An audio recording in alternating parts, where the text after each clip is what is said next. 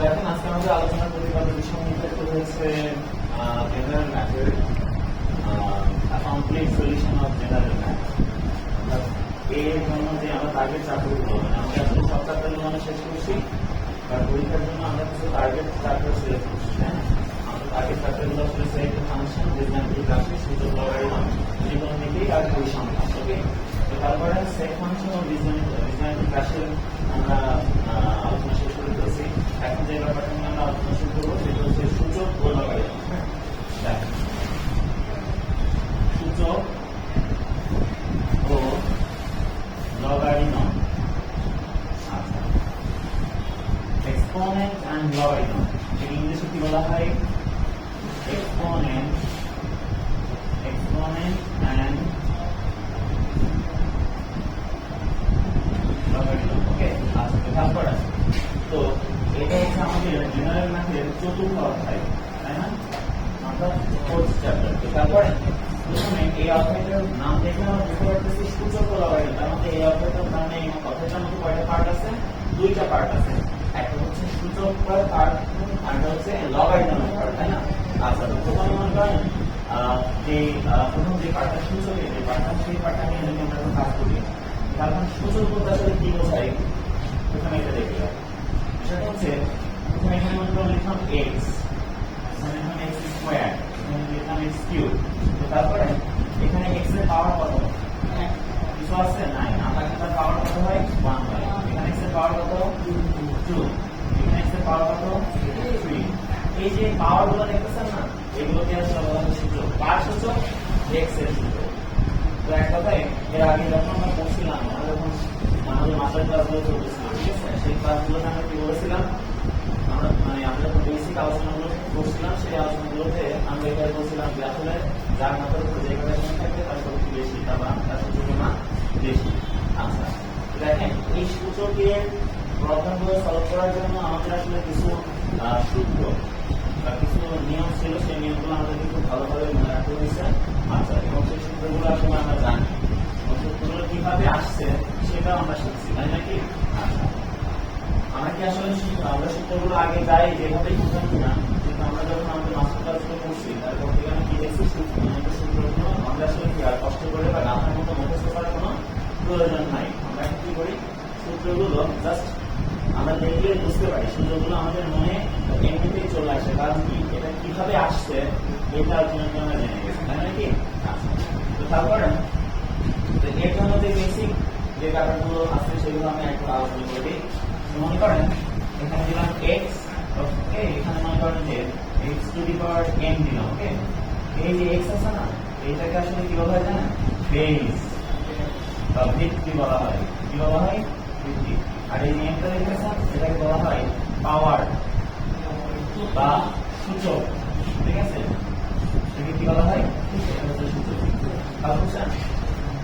তো আসলে এই চতুর্থ অধ্যায় অর্থাৎ সূচক ও লগারিদম করার জন্য আমাদেরকে একটা কথা মাথায় রাখতে হবে, তাই নাকি? আমাদের মাস্টার ক্লাসে মনে আছে আমরা কি বলছিলাম? কথা কিন্তু একটাই। কি কথা? যাই থাকবে না কেন, সর্বনিম্ন বেইজে কনভার্ট করবো। আমাদের কথাটা কি মনে আছে? আচ্ছা, তাহলে আমরা সেই কথাটা আবার একটু বলে দিতে পারি। আমরা কি বলতে পারি এখানে? আমাদের স্লোগানটা কি হতে পারে আসলে সূচক লগারিদমের জন্য? যাহাই থাকুক না কেন বা যাহাই থাক না কেন তাহাকে সর্বনিম্ন বেস বা ভিত্তিতে কি করবো? কনভার্ট বা পরিবর্তন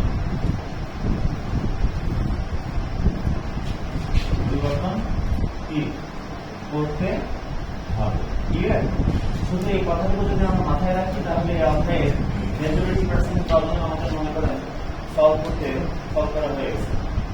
অর্থাৎ এই ট্রিক্স যদি আপনি অ্যাপ্লাই করেন দেখবেন যে আমরা কি প্রবলেমগুলো খুব সহজেই সলভ করে ফেলতে পারছি। ওকে, তো দেখেন এই চ্যাপ্টারে সূচকের ক্ষেত্রে যে সূত্রগুলো আছে, এই সূত্রগুলো নিয়ে বা যে রুলসগুলো আছে, এই রুলসগুলো নিয়ে আমরা একটু আলোচনা করতে পারি। সেটা প্রথমে যেটা আছে সেটা হচ্ছে number 1, x to to the power n into x to the power n, মানে বেস আর বেস সেম আছে এবং তারা যদি গুণ অবস্থায় থাকে তাহলে আমরা কি লিখতে পারি x to the power n plus n।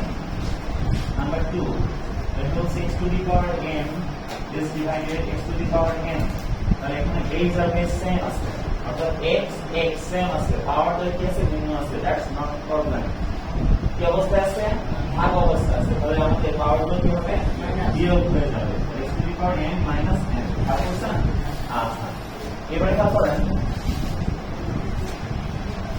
এবারে বলতে পারি যে ভাইয়া কখনো যদি এমন কি থাকে যে x y to the power m যদি থাকে তাহলে আমরা x to the power m into y to the power m আকারে লিখতে পারি, বুঝছেন? তারপর আবার এটা যদি থাকে এটাকেও আমরা এভাবে লিখতে পারবো, ক্লিয়ার? আচ্ছা, এরপরে কি করেন? কখনো যদি এমন থাকে x is divided y to the power n যদি থাকে তাহলে আমরা x to the power n is divided y to the power n এটাকে এভাবে লিখতে পারবো, ক্লিয়ার? আচ্ছা, এবারে কি করেন? এক তলা, দুই তলা, তিন তলা এরকম থাকে না মাঝে মধ্যে, মাস্টার ক্লাসে জিনিসটা শিখছি। আচ্ছা, দেখেন x এর পাওয়ার যদি n, তার মাত্রার উপর যদি পাওয়ার n থাকে তখন আমরা কি করি? তখন আমরা কি করি? জাস্ট এই পাওয়ারটা আর এই পাওয়ারটা গুণ করে দিই, অর্থাৎ x to the power m n এভাবে করতে, ক্লিয়ার? আচ্ছা, আবার অনেক সময় এইভাবেও লিখি, এই ধরনের প্রবলেম থাকলে দেখেন যদি x to the power n তার মাত্রার উপর যদি n থাকে এটাকে আমরা আবার x to the power n তার মাত্রার উপর n লিখতে পারি, অর্থাৎ বাইরে যেটা আছে সেটাকে ভেতরে নিয়ে চলে আসতে পারি আর ভেতরে যেটা আছে এটাকে আমরা বাইরে নিয়ে চলে আসতে পারি, ক্লিয়ার? আচ্ছা, এরপর আমরা যে জিনিসটা শিখছি সেটা হচ্ছে কখনো যদি এমন থাকে যে 1/x এটা সবসময় কি জানি x ইনভার্স 1, তাই নাকি? আচ্ছা, অর্থাৎ এই জেনারেল ফর্মটা কেমন হবে? অর্থাৎ x টু দি পাওয়ার -10 যদি কখনো এমন থাকে আমরা কি লিখতে পারবো? এই মাইনাস কি বলতেছে আমাদেরকে? নিচে যাও, মাইনাস বলছে নিচে যাও, কার নিচে যাবো? মাইনাস কি বলতেছে? x কে বলছে নিচে যাও, x বলছে কার নিচে যাও, হ্যাঁ? তখন মাইনাস বলছে 1 এর নিচে যাও, x বললো ঠিক আছে, তখন n বলছে x n তখন x কে বলছে x আমাকে সাথে নিয়ে চলো, তখন কি হয়ে গেল দেখেন? তো x তো n এর কথা না রেখে পারলো না, তাই কি করলো? ওকে সাথে করে নিয়ে নিচে চলে গেল। তাহলে কি বলতে পারি? x to the power -9 অর্থাৎ x inverse n is equal to 1 is divided x to the power n, এটা লিখে দিতে পারি, ওকে? আচ্ছা, এরপরে যে ব্যাপারটা খেয়াল করেন, আমরা বলতে পারি যদি কখনো এভাবে থাকে যে x আছে মনে করেন, এরপর রুট আছে, এটাকে কি লিখতে পারি? তাহলে রুটের জন্য সবসময় কি হয়ে যায়? পাওয়ার হাফ হয়ে যায়, ওকে? আর যদি এমন থাকে যে পেটের মধ্যে যদি কোনো কিছু থাকে তাহলে 1 প্লাস ডিভাইডেড জাস্ট ওইটা দিয়ে দিলে হবে, ক্লিয়ার? আচ্ছা, এরপর দেখেন যদি x to the power m is equal to x to the power n, অর্থাৎ বেস আর বেস যদি সেম হয়, বেস সেম, দেন তাহলে কি লিখতে পারি? এই যে পাওয়ার ইজ ইকুয়াল টু পাওয়ার, এটা লেখা যেতে পারে, ক্লিয়ার? আচ্ছা, এবার দেখেন, আচ্ছা কোথায় এটাতে সমস্যা হচ্ছে? n হবে। আচ্ছা, ঠিক আছে, এবার প্রবলেম, ওকে, থ্যাংক ইউ। খেয়াল করেন যদি এইভাবে থাকে যে x to the power m is equal to y to the power m, তাহলে এখানে কি লিখলাম? পাওয়ার আর পাওয়ার আমাদের কি হয়ে গেছে? সেম হয়ে গেছে, তাহলে আমরা এখানে কি লিখতে পারবো? x is equal to y, তার মানে বেস আর বেসকে আমরা এখন সেম করে দিতে পারি, ক্লিয়ার? এই পর্যন্ত আমাদের বুঝতে কোনো সমস্যা আছে?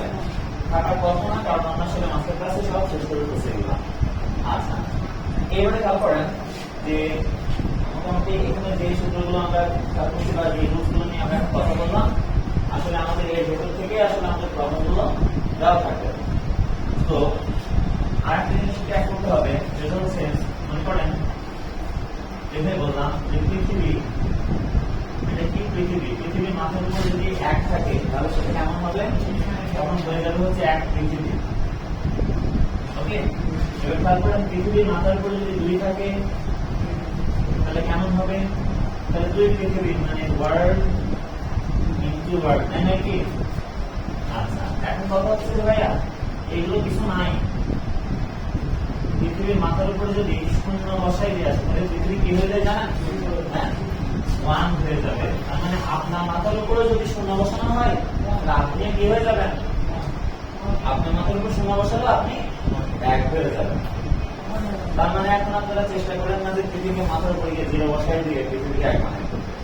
যদি চান চেষ্টা করে দেখতে পারেন, দেয়ার ইজ নো প্রবলেম, দেওয়া থাকে আটকাবে না, ঠিক আছে? আচ্ছা, এবার আসেন। তো এরপরে তারপরে আমরা এই জিনিসগুলো কাজ করলাম, অর্থাৎ আমাদের বেসিক যে ব্যাপারগুলো ছিল এই চ্যাপ্টারে, ঠিক আছে?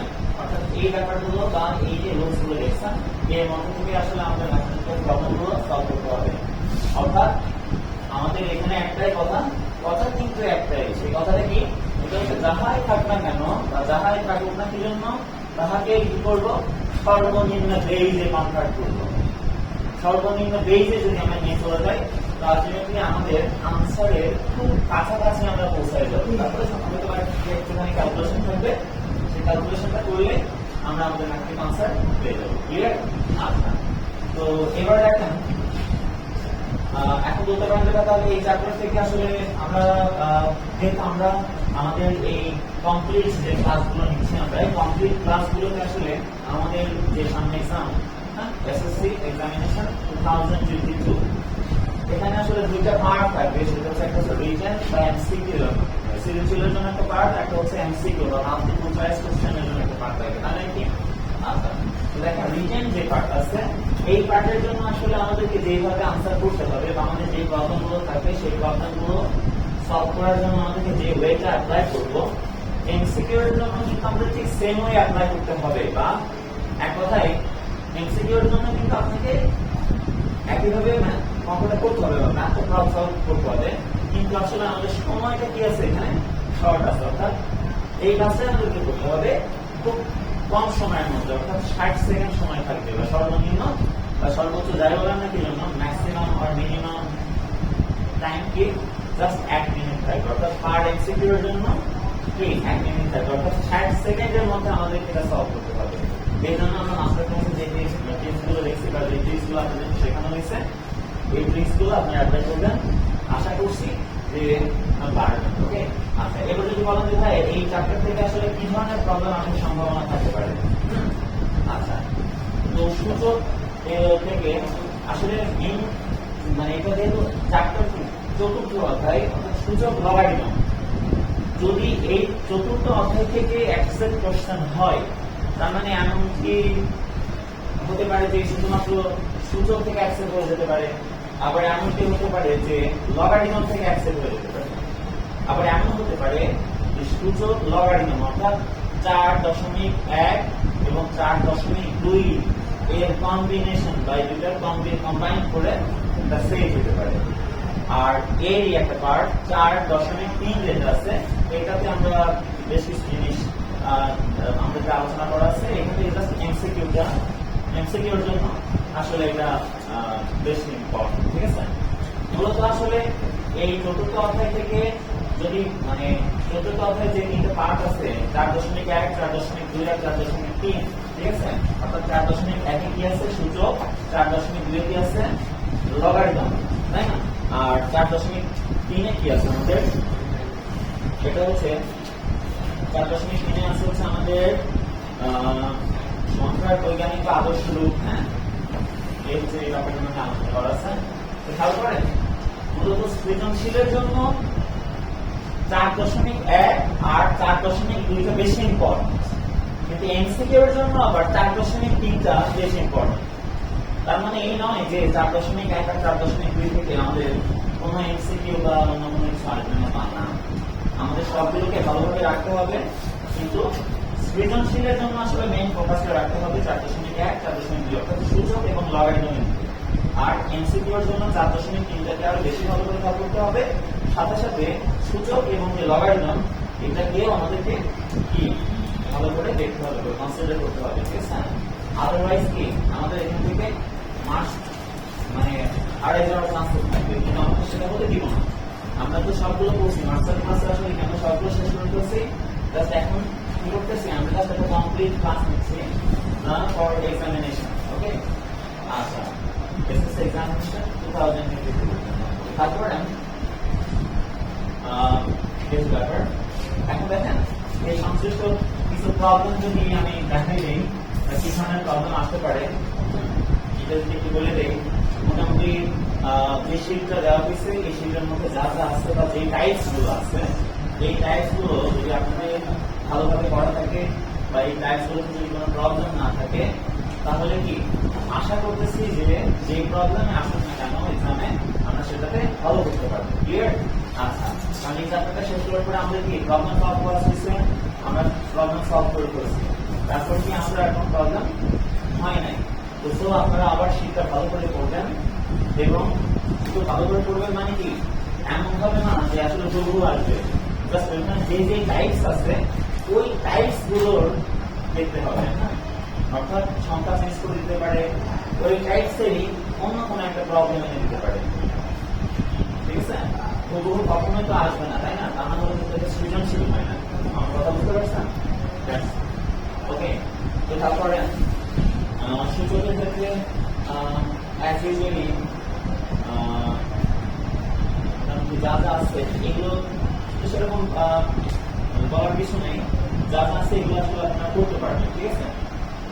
আমি একটা প্রবলেম আপনাকে সলভ করে দিতে পারি, যেটা হচ্ছে এইভাবে একটা প্রবলেম থাকে আপনাদের টেক্সট বুকের একটা প্রবলেম আমি সলভ করি। ওকে, এমন থাকে 3 into 2 to the power n minus 4 into 2 to the power n minus 2 is divided 2 to the power n minus 2 to the power n minus 1. ওকে, আচ্ছা, এই প্রবলেমটি যদি আমরা সলভ করতে যাই তাহলে আমাদেরকে কি করতে হবে? এই যে খেয়াল করেন 3 into 2 to the power n minus এই 4 কে আমরা সর্বনিম্ন কত বেস বানাতে পারি? 2 এর বেস বানাতে পারি, তাই না?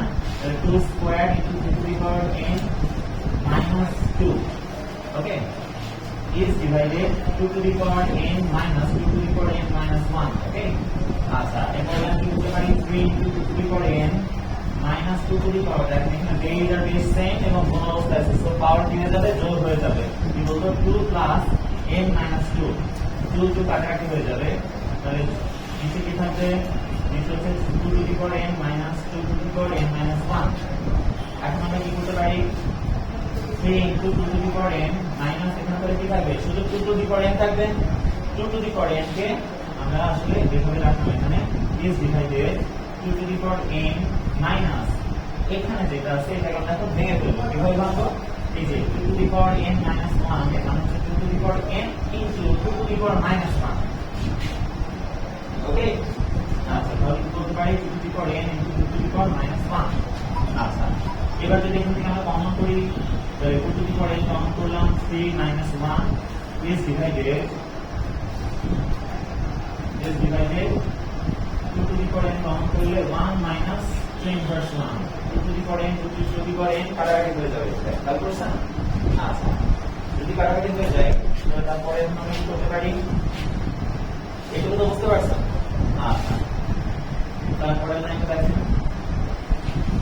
তারপরে লাইনটা লিখতে পারি or 3 minus 1, okay, is divided 1 minus 2 inverse 1, okay, or 2 is divided 1 minus 2 inverse 1 means 1 is divided 2, or এটাকে কি লিখে দিতে পারি? 2 is divided 2 minus 1 is divided 2, লসাগু করছি আমরা। ক্লিয়ার? আচ্ছা, তারপরে or 2 is divided 1 is divided 2, or 2 into 2 is divided 1 is equal to or 4. That's answer. Okay, এইভাবে আমরা কাজ করতে পারি। তো দেখেন, তো মোটামুটি এখান থেকে আসলে মোটামুটি এটা খুব ভালো করে পড়ানো হচ্ছে মাস্টার ক্লাসে। আপনারা যে শিটটা যে টেস্ট পেপার অ্যানালাইসিস আছে যে শিটটা দেওয়া হয়েছে এই শিটটা একদম কমপ্লিটলি A to Z শিটে যা যা আছে এগুলো সুন্দর করে কভার করে ফেলবেন। এর বাইরে থেকে কোশ্চেন বা এর বাইরে থেকে বা এই টাইপস গুলো বাদে অন্য টাইপসের ম্যাথ প্রবলেম আসার প্রবাবিলিটিটা খুবই কম, এটা আমরা বলতে পারি। যদি আসে অ্যাক্সিডেন্টলি বা বাই চান্স আর অ্যাক্সিডেন্টলি যদি আসে, প্লাস আমরা যে নিয়মগুলো শিখছি সে অনুযায়ী আমরা মুভ করবো, আলটিমেটলি কি আমরা আমাদের আনসার পেয়ে যাবো। ঠিক আছে, ভয় পাওয়ার কিছু। ওকে। আসলে ব্যাপার তো এটা ছিল আসলে সূচকের বেসিক আলোচনা এরপরে আসলে যে আলোচনাটা আছে লগারিদম এই লগারিদমটা নিয়ে আমরা কথা বলবো